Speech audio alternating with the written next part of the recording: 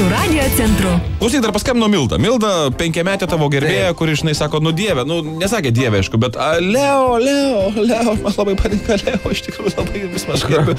Nori iš tavęs pasakaitį, sako, nu va, gal tu, Simai, sako, gali paprašyti Leonardo, kad pasektų, reiškia, man pasaką, kurią aš atsiminčiau visada. Nu, iš ties, pas laikasgi pasakai, tai...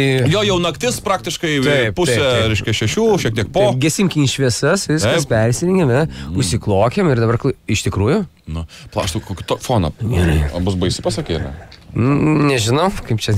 Sekundėlę, tu... Stengsimės mažai eterio užimti pasakėlę. Tu pasiruošk iš tikrųjų, palauk sekundėlę, aš čia pažiūrėsiu, tas mūsų fonas rimtas. Palauk, aš dar nespėjau pasirašyti.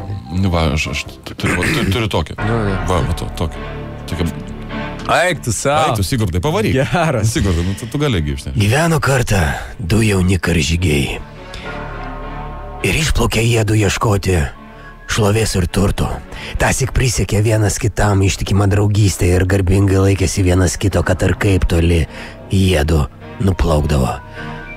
Jų vardai buvo Sigurdas ir Gunaras. Daug keliavę atplaukė jie Islandijon. O ten gyveno senas tėvūnas atkilęs iš Norvegijos konungo Haroldo laikais. Buvo pas jį 2 dailios mergelės, bet viena jų, senio įdukra, buvo dailesnė ir protinga ir didžiadvasė. Daug bėdų jį pridarė Sigurdui. Bet tai jau kita istorija.